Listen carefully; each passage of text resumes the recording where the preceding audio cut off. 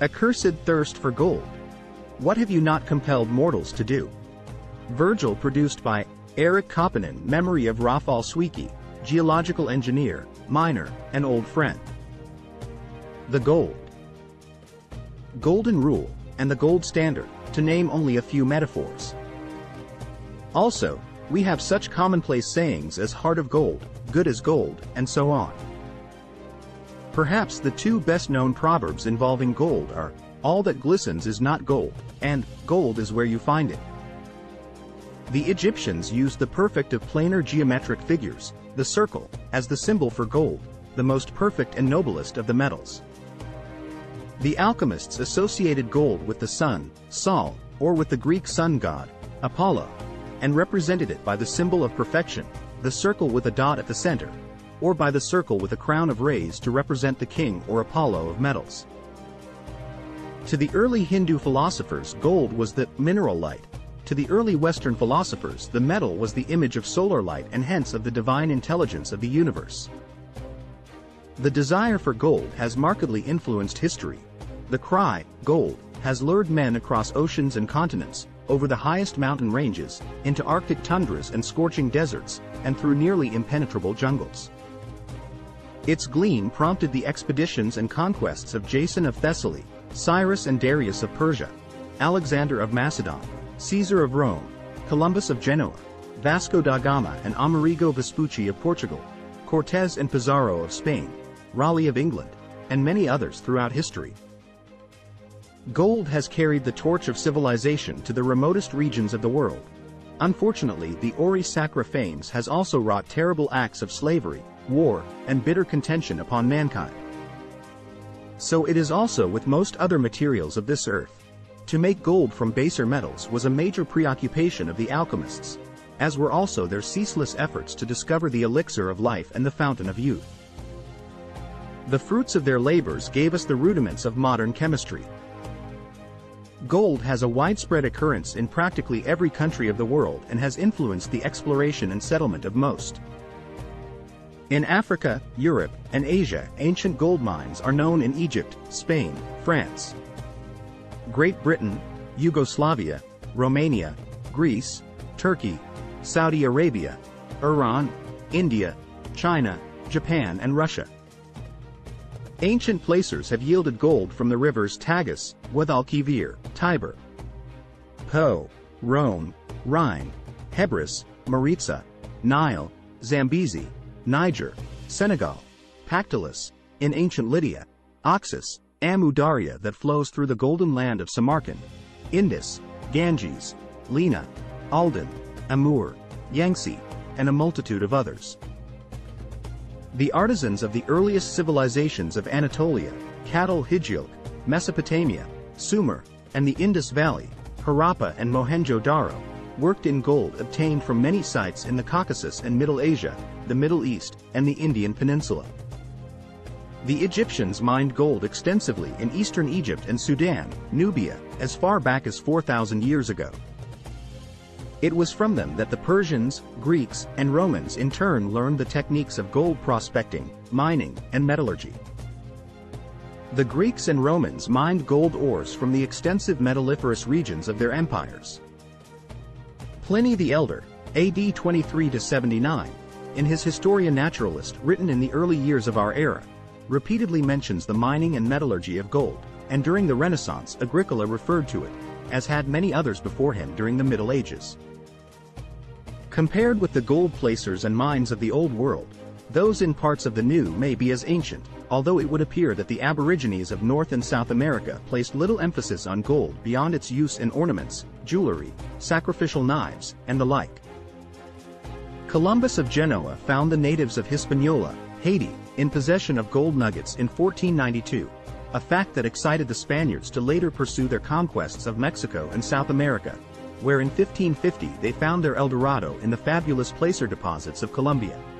In Brazil, the Portuguese sought gold during the last half of the 16th century, but the deposits found were small and mined only sporadically during the 17th century.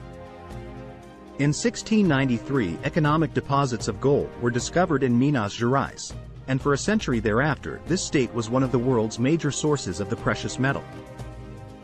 One of these deposits, the famous Morro Velho, has been mined by underground workings for almost a century and a half and is still productive. Although silver has been the most important precious metal of Mexico, gold has also been won from many of the silver-gold deposits, mostly of tertiary age. The bedrock deposits of the great silver-gold vein system of the Veta Madre at Guanajuato were found in 1550 and exploited almost immediately thereafter. El Oro, one of the premier gold districts but now largely exhausted, was discovered in 1521, developed extensively by 1530, and mined intermittently for nearly 400 years thereafter, producing more than 5 million ounces of gold. Since the beginning of the 19th century, prospecting for gold has ranged widely over Canada and the United States, resulting in many great placer gold rushes, first to California in 1848, then to British Columbia in 1857 and later to the Klondike in Yukon in 1896 and Nome in Alaska in 1899.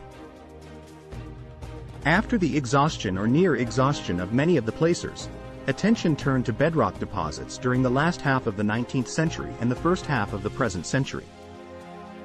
The Mother Lode and Grass Valley in California and the famous Comstock Lode in Nevada were discovered and developed in the 1850s. The gold telluride deposits of Cripple Creek in Colorado were located in 1892, and by 1905 the Tonopah and Goldfield districts in Nevada were under development. The Homestake Mine, at Lead, South Dakota, was found in 1876 and brought into production soon thereafter. In eastern Canada, lode gold was first worked in Nova Scotia in the late 1850s, followed in 1866 by the first discovery of lode gold in the Canadian Shield near Madoc, Hastings County, Ontario. After the discovery of the native silver deposits at Cobalt, Ontario, in 1903, prospectors ranged widely over the Precambrian areas of Ontario, Quebec, Manitoba, Saskatchewan, and Northwest Territories. In Ontario and Quebec, Abitibi and Larder Lake were discovered in 1906, Porcupine, 1909, Swastika, 1910, Kirkland Lake, 1911, Matachewan, 1916, Rouen, Noranda, 1924, and Red Lake, 1925.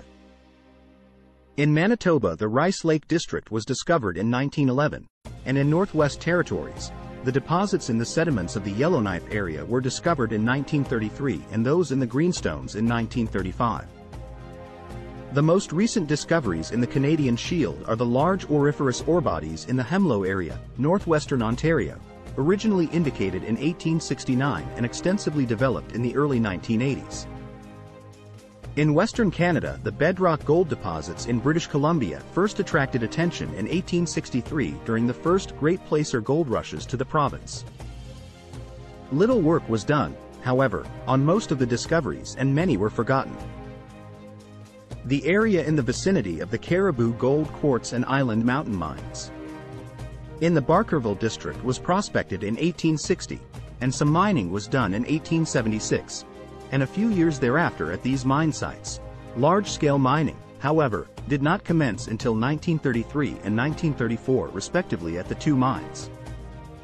In 1897, the Cadwallader Gold Belt in the Bridge River District, containing the Brelorne and Pioneer deposits, was prospected, but it was not until 1928 that the Pioneer mine was brought into production, followed in 1932 by the Brayton mine.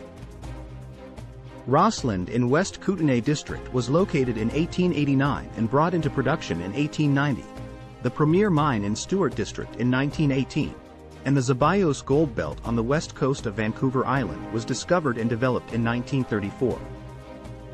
The discovery of payable placer gold in Australasia was made first in 1851 near Bathurst, New South Wales, Australia, by Edward Hammond Hargraves. There followed then the discoveries of large alluvial placer and bedrock gold deposits in Australia at Bendigo and Ballarat, 1851. Gympie, 1867. Charters Towers, 1870. Beaconsfield in Tasmania, 1876. Mount Morgan, 1886. Kimberley, 1886. Coolgarda, 1892. Kalgoorlie, 1893, and Tennant Creek, 1932. In Papua New Guinea, the rich gold placers of the Morobe field were discovered by the Spaniards in 1528 but brought into extensive production only in 1926. There are few references to gold in the journals of the early explorers of New Zealand, and it was left mainly to the prospectors who had followed the great gold rushes to California and later to Australia to establish the presence of gold in commercial amounts. Salmon 1963.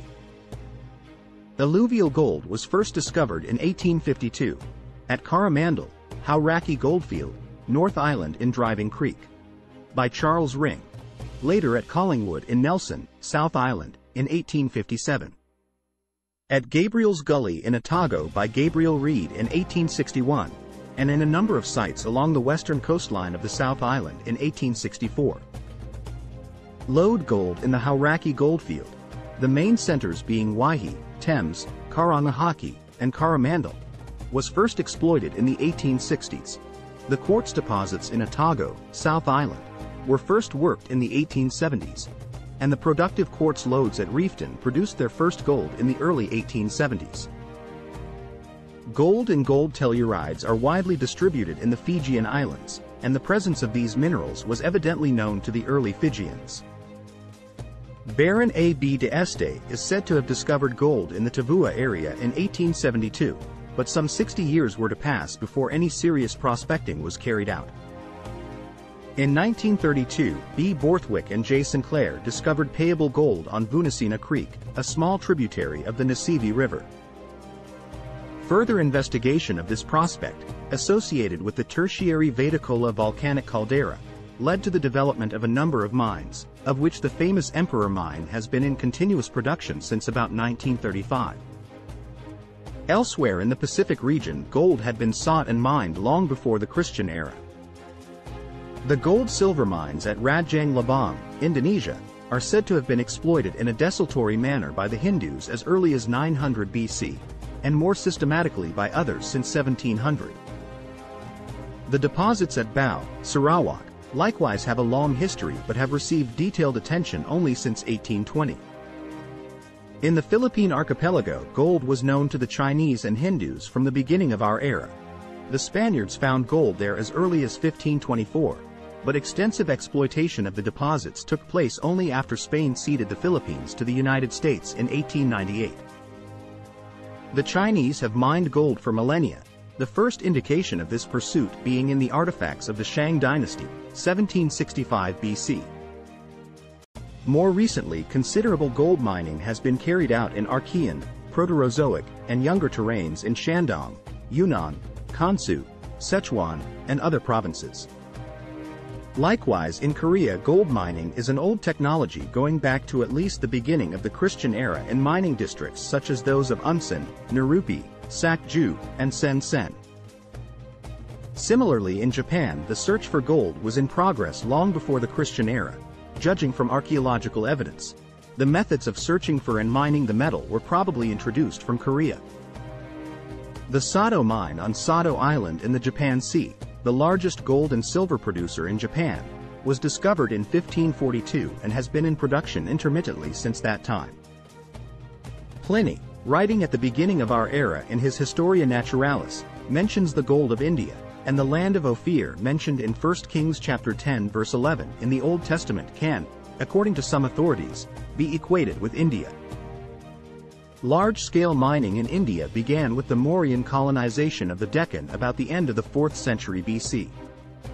The discovery of the Kolar field would seem to date from the beginning of the Christian era, probably coeval with that of the Huddy field to the north. The modern mining of the famous Champion lode in the Kolar field, rediscovered in 1873, began about 1880 and has continued since that date. The Russia has long been a legendary source of gold. The land of Kachis, drained by the river Phasis, the modern Rioni, in Georgia, is reputed to have provided great quantities of gold.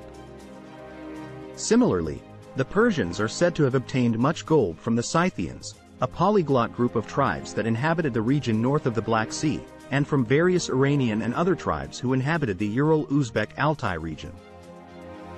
The Golden Road to Samarkand was known centuries before Christ.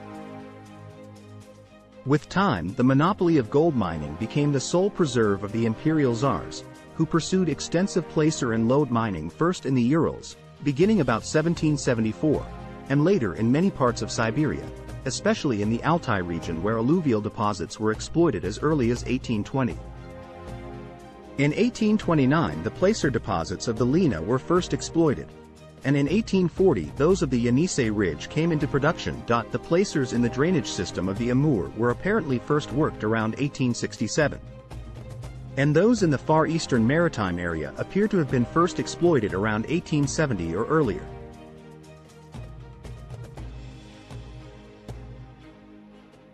In recent years, many more gold districts and deposits, both placer and bedrock, e.g., Maruntau, Uzbek, have been developed and brought into production, making the old Soviet Union the second largest, after South Africa, gold producer in the world. Since the new Russia abolished the network of forced labor camps of political and war prisoners, many of these deposits are subeconomical to mine. Gold from West Africa found its way into Europe as early as the 10th century and probably before. Most of this gold came by Sahara caravan to Barbary and thence to Europe, the original sources being the kingdoms of Ghana, Mali, and Songhai. It is said that much of this gold came from a region known as Wangara, a tributary of the Senegal River and noted for its placers, but considering the orificity of West Africa it seems likely that the gold had a much more widespread source. In any event, one of the motives of the Portuguese voyages inspired by Henry the Navigator was to ascertain and exploit the West African gold. The Portuguese were soon followed by a host of English, French, Dutch, Danish, and Spanish entrepreneurs. It is thought that annually more than 250,000 ounces of gold reached Europe during the 15th and 16th centuries from African sources. Based mainly on native workings, numerous gold deposits, both bedrock and placer, were rediscovered during the latter part of the 19th century throughout Senegal, Guinea, Sierra Leone, Ghana, Nigeria, and the other nations of the Gold Coast. The Precambrian auriferous Tarkwa conglomerates of Ghana were developed in a modern way during the period 1876 to 1882 by Pierre Bonnet, the father of modern gold mining in the Gold Coast. In 1895, Ashanti Goldfields Corporation began work in the Obuasi district of Ghana, developing the Ashanti and other mines, which have produced the largest proportion of gold since 1900 in the countries of the Gold Coast. All of these deposits are of Precambrian age. Natives worked gold deposits in Zimbabwe perhaps as far back as the beginning of our era. Long lines of ancient workings in the oxidized zones followed the strike of many Precambrian, Archean deposits that were later developed by modern mining methods at the beginning of the present century. The Geica mine was developed in 1894, the Globe and Phoenix in 1895 to 1900, the Eldorado in 1905, the Antelope in 1908, the Cam and Motor in 1909, the Shamba in 1909-1910, and numerous others during the period 1895 to 1911. In South Africa, an event in 1834 has influenced the history of gold ever since.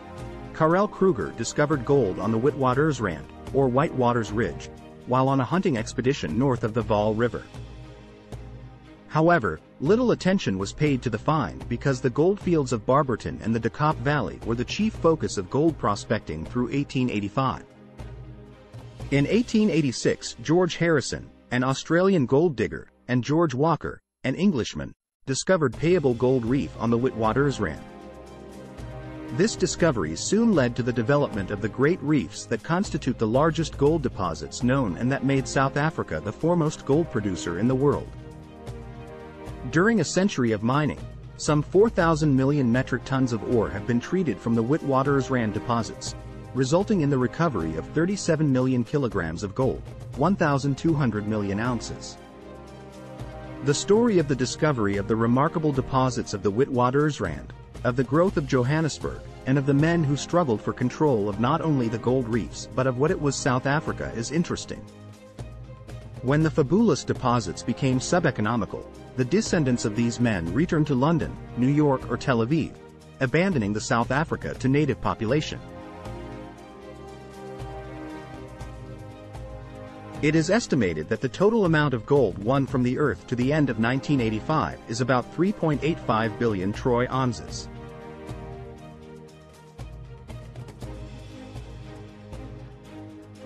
Of this amount, 2% was produced prior to 1492. 8% during the period 1492 to 1800. 20% during the interval 1801 to 1900. 70% from 1901 to 1985, all figures being rough estimates. In volume, the total amount of gold won from the earth would occupy 6,300 cubic meters or an 18.5 meters cube, a small volume of metal indeed to have so influenced the toil, trials, tribulations, and destiny of man for 5,000 years. In 2022, worldwide gold production stood at 3,100 metric tons. 0.50% of this production is derived from quartz pebble conglomerate deposits, 0.20% from alluvial and alluvial placers, and the remainder from the various vein and disseminated deposits. The general literature on gold reaches back some 5,000 years, almost to the birth of writing. The most ancient accounting tablets of the Sumerians of Mesopotamia, scribed about 3100 BC, mention the metal, as do also the pictographics, phonographics, word syllabic systems, and hieroglyphics. On the tablets and papyri of the most ancient Hittite, Elamite, Egyptian, Cretan, Indian, Harappan, and Chinese civilizations. Initial mention of gold in a geological context appeared about 1320 BC on the famous La Carte des Mines d'Or, a Ramesside papyrus and fragments depicting a gold mining region in Egypt. Since that time, the geological and geochemical literature on gold has multiplied prodigiously, so that today there are perhaps more references to gold in the literature of the earth sciences than for any other element in the periodic table of the elements.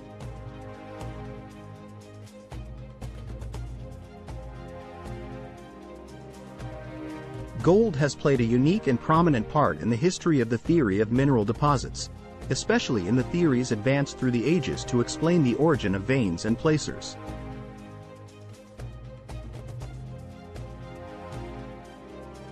This video is created by Eric Copen. Please like and subscribe to my channel and press the bell icon to get new video updates.